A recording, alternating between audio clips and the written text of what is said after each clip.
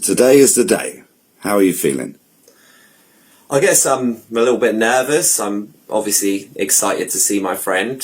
But mainly what I'm hoping is today that we're going to be able to get some of the answers to the questions that a lot of us have been waiting to hear. So let's do it. Let's do it. My name is Jeanette Archer. I am a survivor of satanic ritual abuse. To be born into a satanic cult and to be prepared and groomed for rituals. I mean, I was being used for rituals from the age of 3, where I grew up, which was southwest London. Within the police force there, they knew that there was a highly organised satanic cult in that area, and it was massive. From what I've learned of other survivors, you know, where they were taken, where I was taken, I don't doubt actually that there are tunnel systems underneath a huge part of London. To you, Mr. Ward. Okay, you good to go, out, Nash? Good to go. So I guess the first question to ask you, Jeanette, is why are we here today? Why now? Hi, Joe. Yeah, it's absolutely amazing to be here with you, doing my first interview back after a very bumpy few months, to say the least. So yeah, here now because obviously I'm not going to let anything stop me. And there's still a job to be done, basically, albeit it will probably be a path that takes a different shape. Of course, I'm never going to abandon the cause of SRA until I know every single child on this planet is safe, until I know that we have done what we came here to achieve. I guess to a certain extent, Jeanette, your story so far, or the journey of you speaking out, has kind of been split into two halves. You did all this wonderful activism exposing these elite groups, and then all of a sudden 7 months ago, as I say, this kind of stopped. Could you tell us a little bit about kind of what happened in the lead up to that, and maybe a little bit about what you were preparing to do, and kind of how this all came about? Yeah, it's been a very interesting couple of years. I mean, I spoke out in May 2020. That was my first public interview. And from then on, I was just finding my way, navigating in a world that I had no idea about, the social media world and the public domain. I was a very private person. I still am not comfortable with the spotlight, but I knew that I had a job to do. So I spent about a year just doing interviews and doing my own lives and giving as much information as I could, which related to my own truth and my own experiences. But even for me, that has changed and it's been very fluid. And, there's been some things that I remember now that I didn't remember then. And, but that's all part and parcel of us being a survivor of SRA and how it works with our memory recovery and our programming. And then, yes, I think we did our first activist side of things, our first public event. And we spent a year basically on the streets, generally London and other locations, yes, exposing the people that are committing these atrocities and who are responsible for the horrific behaviour that is satanic ritual abuse. And I could not be prouder of everything we've all achieved. I could not be prouder of everything I found the courage to do myself, to actually be out there, putting myself in those situations. But yes, it came to a very abrupt end in January. We were heading to the land of a very well-known family, elite family of, in this country. So it was going to be a very huge event in the respect of what was going to be exposed that day. And they didn't want that to happen. So Dom and I were stopped on the motorway. Police brutality at its finest. The protectors of these elite families, this one in particular that we were exposing that day, And yeah, it all went to hell from there. We were assaulted, we were attacked, the car was smashed. It was a terrible experience, but they knew exactly what they were doing. Yeah. That reignites trauma for me.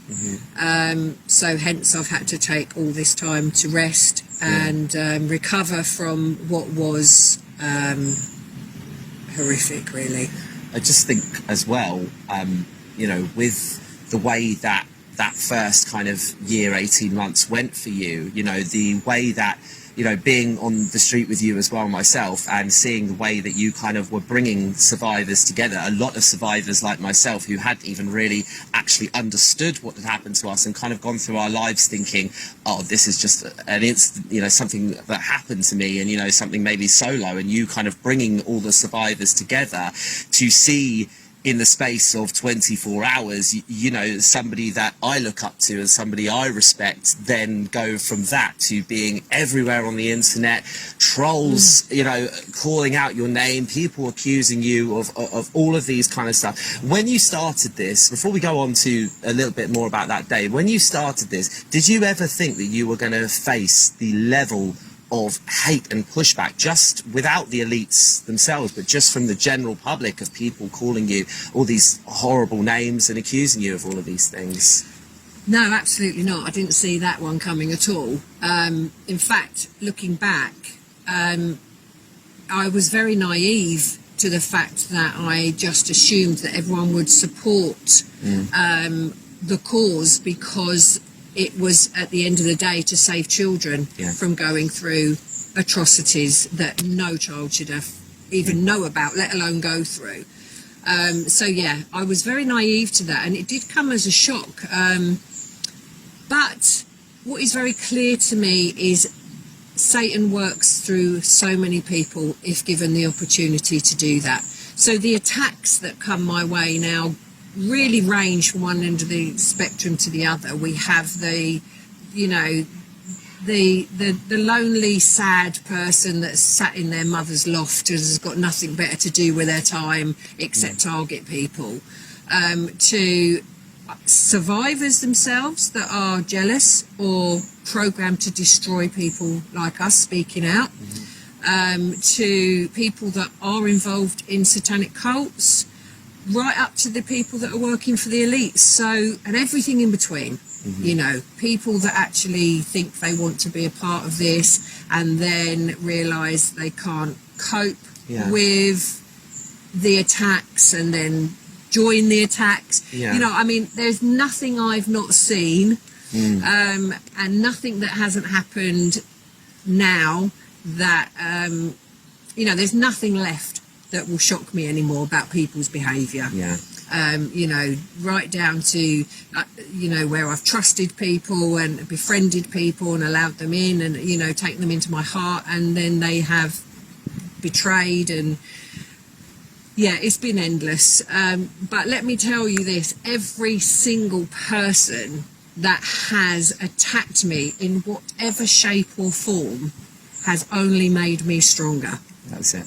And filled me with wisdom, because let me tell you, any level of naivety that I had back then when I did that first public interview has gone. I am exceptionally strong now and empowered in the way of who gets close to me and who doesn't. I think people expect as well survivors' stories to be perfect. It's like, this is what's happened to you, why can't you just go and tell the police, or why can't you just go and tell somebody that this thing has happened to you?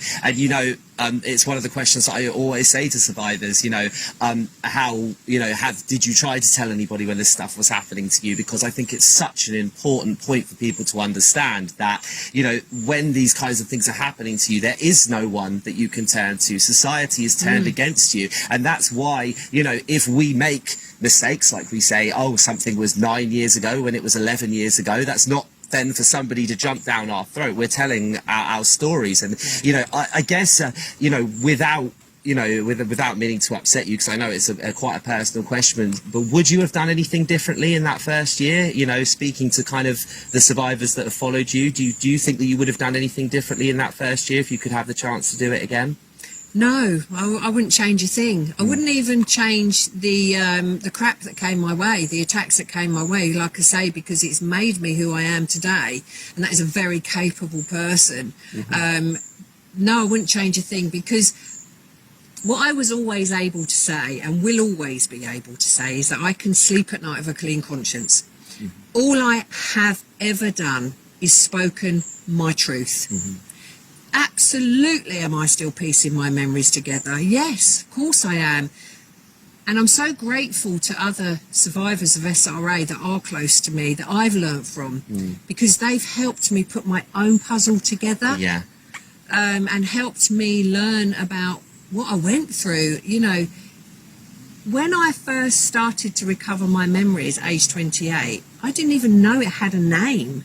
You know, it was a very close friend of mine a few years later that said, Jeanette, I think what you're talking about is satanic ritual abuse. I had no idea. As a child, I thought that was the way the world was. Yeah. I didn't know it was cults and, you know, had names and, you know, I knew that what it was, you know, devil worship and all that. But so, no, I would change nothing. I mean, I'm so proud of what I've done, and I'm so at ease with, I'm at peace with the fact that, yes, of course I've shown inconsistencies in my story. I'm still doing that. Yeah. You know, and some days I lose memories that I've spoken about a year ago. Yeah. Or 3 years ago. Well, it's also important to note, just from a statistic, you know, standpoint, that most survivors, whether it's SRA or any form of sexual abuse, you know, over 50% go then back to report more stuff after they've originally reported, because this happens all the time. When you've gone through a traumatic experience, as you know, on top of all the other things that come with SRA that we'll move on to in a minute, but you know, the kind of things that traumatic experience that's happened to you is enough to kind of, for a lot of us to just go, I don't want that in my brain, I'm going to put that to the side, or I'm going to put that to the back. And even without the other stuff, you know, your mind has this amazing way of trying to heal itself and push these things back, and this is why we see these inconsistencies. But there is another aspect to it as well, which I don't think that many people understand. These victims of these kind of abuses are, you know, are going through this mind control stuff, they're going through this cult mentality and these kind of cult practices, I guess you could say, to kind of almost condition them for the rest of their lives. I don't think it is an issue that has been covered enough. Yeah, I mean, absolutely. The thing is, Joe, this is why we're in the situation we're in the world, because of ignorance and stupidity. You know, and when people pick apart what I've said and what I don't say, and, you know, oh, well, she said that then, and that. It's such stupidity and ignorance, and it stops other survivors from having the courage to do the same. And yes, I think now what is very much needed to be spoken about, and the world needs to be educated on, is the MK Ultra side and the programming side of SRA survivors. It's such a complex way to grow up in the way that, you know, we're not just talking about an event and I'm not minimizing anything, but if I was only being sexually abused in my home by a paedophile father, I would probably by now may have recollected everything in quite accuracy. But we're talking about years and years and years and years, 10, 20, 30 years for some people, you know. So it affects me in the way that it infuriates me, because these people, out of pure ignorance, and some of them aren't doing it out of ignorance, some of them are part of satanic cults and are, you know, very demonic beings. But those that are just run-of-the-mill people that are trying to get likes and followers and, you know, popularity, it infuriates me in the way that they're doing Satan's work. They're doing Satan's work. They're part of the problem. They might as well go and join a cult. You know, these people that think they have more authority over my life and what I go through and how I should respond. You know, how many people tried to tell me, you should do this after what happened in January? Well, you should do this, you should do that. This is what you should be doing. why do these people think they have that authority? The ignorance, it blows me away. It's crazy that like they don't understand that cognitive dissonance is almost like being in a cult in itself, because the idea that they would then, you know, I mean, even stuff to certain, like, sorry to take it away from you for a little bit, but even stuff like taking pictures of my daughter and putting them on Twitter and being like, this guy's supporting Jeanette Archer, Lydia as well, Lydia Lowe, you know, are being targeted for some of the stuff that she just, our only crime supporting a victim of abuse, you know. And it's kind of like, you get, I think I said to you when I first met you, you kind of know when you've been a survivor, you kind of know who's telling the truth and who's not, and who you can trust and who you can't. Moving past that day and that kind of issue in general, you know, what has been the outcome of that, and what are you doing kind of moving forward from that? Well, of course the outcome was no further action, because there was no evidence of any crime being committed that day. So, you know, finally, they set us free again, when actually they couldn't hold on anymore. So that's done. So, yeah, going forward now, for me personally, it's about writing my books, because once they're out there, they can never be taken away either. So yeah, healing and education is the theme, really. So I really would like to continue setting up groups for survivors, for, you know, coming together with other survivors, healing groups. At the moment, we have already internationally got that rolling, but online. So one day the dream is to have these physical buildings, you know, for people to be able to come to, healing centres for satanic ritual abuse survivors. So I really want to focus now on the next phase. There's no point in doing any more physical events, because we've done everything. We've covered everything. There's nowhere we didn't go, and there's no person that wasn't exposed. And that has also happened not just with our events on the street, you know, with interviews that I've done, lives that I've done for myself, you know. So it's over to the public now and supporters to continue getting that information out there. If I continue putting myself on the street and going to these elite locations, it'll be over for me. And I need to be here to do my work. So yeah, for me it will be a different path now, in the way that I've done that phase. I've done that, you know, I've put my life on the line over and over and over again, and stood outside these locations or on these locations. I have to now put my safety in the mix. Of course. You know, so I intend to do that, but I will be now pushing forward in the way of, you know, to help other survivors. And I just hope now that all the information that I've given to the world, people continue to do their bit. You know, because it shouldn't just be on survivors. Well, this is it. You know, we need survivors, we need allies, we need people in positions of power that are, you know, not corrupt and willing to help. But what would you say to those people who would say, why you? Why Jeanette Archer? Why is all this stuff happening to you? You know, how can all this bad stuff happen to one person? What would you say to those deniers and naysayers? That I'm not unique. What happened to me and happens to me is happening to hundreds and thousands of people. I am somebody that they've just happened to be seen speaking and doing what I'm doing. I may have done a little bit more than the average survivor in the events that I've organised, and you know, the way I've put myself into the public domain, yes, but my story's not unique. No.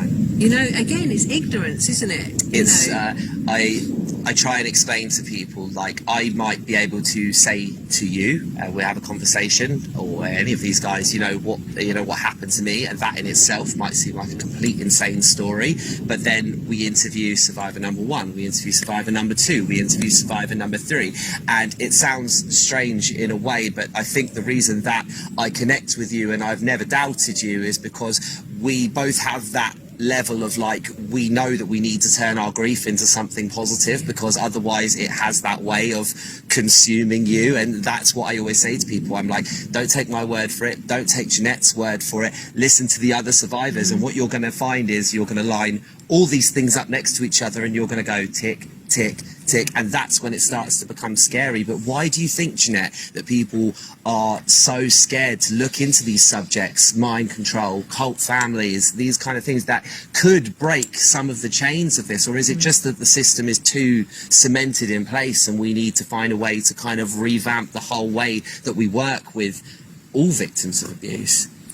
The whole system needs to come down to the ground, basically. I mean, let's face it. Look, I mean, when you see what's going on in the world now with, you know, the last few years and everything that's gone on, the whole world is under mass hypnosis. The whole world is being programmed, and that program has been going on for decades to get us to the point now. You know, they have got a very long-term plan, and it's playing out. Yeah. You know, so if people don't come out of their own fear zone, for whatever reason people decide they can't hear this stuff, again, there's a spectrum of the ones that just want to try and discredit people like us so they can feel better about themselves, get more popularity, likes, you know, whatever. That's just beyond my comprehension. Right to the other end of people that are terrified because they don't want to believe Satan exists. They don't want to believe that such evil things go on, you know. But whatever is driving anybody to try and discredit the truth, all I will say to people is try and encourage them to step outside of their own fear. Yeah. And one thing I've always said is, if you find this hard to listen to, think about what it feels like for a child to go through. And our stories are not historical, but it's happening now. Yeah. Children right here, right now, today, tomorrow, are going to go through satanic ritual, torture, rape, murder, you know, all the things that we talk about. And if you listen to survivors and you have the courage to really listen with an open heart, you will always find the connections. You know, all our stories link up in one way or another, and we're from all over the world that have never met before. I've never been able to understand that mindset, like I said to you earlier, of attacking a survivor just because you don't believe their story. If you didn't believe somebody's story about anything else, you know, whether it be business, whether it be this, whether it be personal life, you wouldn't then go and attack somebody for that. But it just seems that the more that you are, from my point of view, the more that you seem to be digging into this, and the more support that you seem to get from people that are actually able to help you, the more bad things seem to be happening to all of us. And is that kind of the connection? Do you think that this is, they just don't want you speaking out about SRA, or is it just that some of the things that you're uncovering actually have the potential to be a lot more dangerous for them in terms of bringing down the system? I think all of the above. I mean, look, ultimately we've got light and dark, haven't we? Darkness and light. So yes, the more light we bring, the more that darkness is going to fight. But the darkness cannot overcome the light.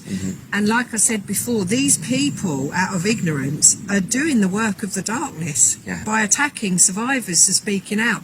And yeah, it begs the question, doesn't it? Why are they so obsessed? Yeah. It's like you say, if they listen to something and they thought, I don't agree with that, or that's rubbish, move on. Yeah. Jeanette, I don't want to re-trigger you, because obviously you've talked a lot about your past and about sexual and physical abuses that you suffered throughout your childhood, but I did mention earlier, I think it's really important for people to understand, and maybe today we can help bring a bit more understanding about the mind control and programming aspect of it, and it's something that not many people are talking about. So if I can just take you back to your childhood for a moment, and we can just talk about how the kind of mind control and the programming kind of fitted in with all the other abuses and kind of tied to the satanic rituals that you kind of went through. Would you be okay to talk about that? Yeah, I mean, that is my sort of new healing thing at the moment. So it is a vulnerable area for me, but for me, probably the hardest side of recovery from being a child victim of satanic ritual abuse and being born into a satanic family and, you know, growing up in cults. So because it's so complex, And this is where I was saying earlier, I'm so grateful to other survivors that have talked about their MK side of recovery before I became fully aware of mine. I always knew it was there, of course I did, but I was trying to not have to let it come up to the surface, you know, because I got to a point in my life where I was like, I've really done enough, you know. Yeah. I can't keep recovering these memories. I'm so done, and I've probably been raped at least 1,000 times as a child. You know, I was tortured week in, week out. You know, what was done to me physically. You know, there's no words to describe that horror. But yes, when it's in the mind, it's a different level of recovery and healing. And so, for example, what happened back in January, they knew exactly what they were doing. They know, you know, shut me in a cell for 12 hours. That's experimental stages in the Tavistock and MK Ultra side. So they know what that does to my mind. Luckily, I have a very strong mind, but I still have a mind that is programmed. So that triggered my MK Ultra programming, and then I had a couple of months of having to fight my suicide programming because a lot of MK Ultra survivors are programmed to commit suicide if certain events happen. Is this kind of like a reactionary, so you don't reveal kind of too much of what's happened to you, or is this just kind of like a kind of shutdown mode? It's all to keep them being able to keep going. So children like me and survivors of MK, we were used for our abilities. So, you know, that's a whole other conversation again, which we can enter another time. But alongside that, they had to control us because we're very powerful people outside of the trauma. You know, we were... A lot of these MK Ultra children are super soldiers. You know, I have my own abilities, which I've never spoken about publicly, which is also why they attacked me the way they did on the motorway, you know, because they know who I am, they know what I can do. So MK Ultra programming is so complex, you know, and some days I will have access to more memories than others. Again, I will only ever speak of my own experiences. So I was taken to a place in London called the Tavistock. I would be, there would be no sort of timing as to when, and, you know, I never knew when these people would turn up to take me there. I was taken off the streets, I would be taken out of my home. You know, if they came, they came. I was taken. Sometimes my own mother would take me there herself and drop me off. I'd be met at the door by people in white coats. I would be put in a cell. I call it a cell. It's a, you know, a room, locked door, small space.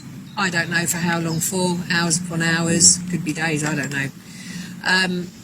By the time I came out of there, it was a process that would start shutting down my mind. I would be taken, there was various different rooms depending on what they wanted to do that day. I was trained to do things with my mind that served them. I won't go into that anymore at this point. And they programmed me to do that using electric shock. So there were sticks that you'd be jabbed with, I'd be jabbed with for electric shocks. You'd get punished if you did achieve what they wanted you to do, you'd get punished if you didn't. It was very much for me around electric shock, and then rape and other, you know, brutalities being done to the body. It would always sort of, again, I don't know what time would pass, how long I was in that building. It would generally always end with me then being put back in a cell, drugged always. A lot of it for me would be someone talking to me in a certain way, certain tone, certain decibel levels, and everything else. It's all to do with how the brain responds. So, but yeah, I'll leave it there because I'm starting to that's go into trauma. I've just got sort of one more question, really, and that is: do you have a message for survivors? Are you coming back? Are you, you know, like what do you have a message for the people that have supported you? And you know, I've never left. I just needed to rest. Yeah. I needed some time out. I needed to recover. I needed to keep myself healthy and alive. And it was a long-awaited rest, really. Yeah. So, you know, the whole blessing in disguise is it forced Dom and I to literally step down and go, let's take some time for ourselves. Yeah. But like I've explained, a lot of that was dealing with trauma as well, things that were triggered. So, of course, I'm still here. Of course, I'm still an advocate for SRA. My pathway is going to change forward, like I've explained to you already. There will not be any more public activist events on the street because my job's done there. Yeah. Dom and I have done everything you can do to physically expose. We are not going to keep putting ourselves at risk in that way. Of course. And if anybody that can't appreciate that, well, I'd like to see them have done a year of that. Do you know what I mean? Yeah. And I'm a survivor. It's always the ones that attack you from the sofa, the ones that you never see out on the street, isn't it? Like, And you know what, Joe? They wouldn't last 5 minutes in my shoes. Yeah. Because to live with what I live with and do everything I'm doing, these people wouldn't last a day being Jeanette Archer, you know. So, yeah, they have no idea, that, you know. But so the pathway forward will be a lot more time for me and Dom and family life. But what I want to say to survivors is please keep on finding the courage to heal, whatever that is for you. If it's speaking out, speak out. If it's speaking just to one person in your close world, do that. But break your silence. Yeah.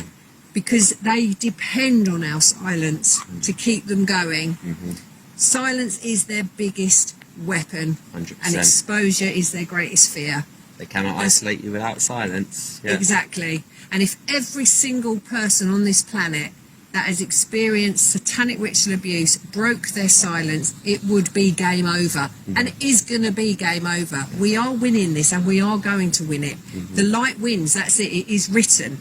But we have to manifest that on the earth plane by doing what is our own parts. And if you actually sit in a quiet space and ask yourself what that is, whether you're a supporter, whether you're a survivor, whether you're a family member or whatever, what is your own part in bringing down satanic ritual abuse, and just fulfill your purpose, because we're all here in this divine time on this planet for our own divine purpose. Find out what yours is and have the courage to do it, because if you are fulfilling your own purpose, you are protected. 100%. And I think that it gives a lot of us so much hope just to know that you're okay and that this experience hasn't broken you, and that these people, more importantly, haven't broken you. Of course they can't break me, Joe.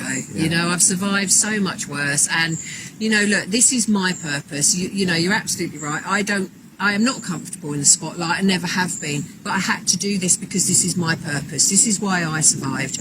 You know, so, you know, every one person that is negative, there are like 200, 300 that are positive and supportive. You know, they're outweighed.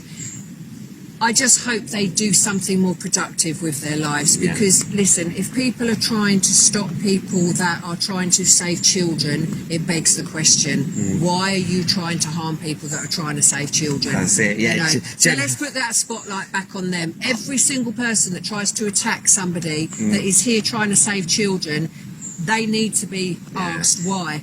Saving children shouldn't anger people, but Exactly. unfortunately, Jeanette, that's the reason that we're here doing this right now. Exactly. Because, you know, unfortunately we live in a world that has been so taken over by these psychopath elites that me and you feel the need on a beautiful day like this to be having to be here and doing this because somebody has to do it, don't they? Yeah, And because we're devoted. And, you know, that's why I've always said as well, there'll be few left standing on the finishing line. You know, look at people that fall away. You know, they'll continue to fall away because the darkness will die out. You know, so the light will be left on that finish line, and that will be people like us. Jeanette, one more time, I just want to say thank you so much for being here with me today. As a survivor, it is, and I can't say to you, as I said, how fantastic it is just to know that you're okay and that you're through this, and that was my main purpose for today. And so I can go away now knowing that Jeanette Archer is still strong and fighting. So thank you for being with us here today. Really appreciate it. So welcome, Joe, and thank you. You know, and just to end on that note, exactly, thank you to my team, you know, because you've all been absolutely incredible, and the love and support that's come in for me and Dom, you know, in these last months has just been overwhelming, and you know, we've both been so incredibly grateful. But you know, above all, I have to make the biggest thank you ever to Dom, because I really don't know where I'd have been in these last months without him. Hopefully we've answered some of the questions at home, and if not, as we said, you know, now is the time. Either jump on board or get out the way so we can continue. Jeanette, come here. Thank you. And it's a pleasure. Brilliant.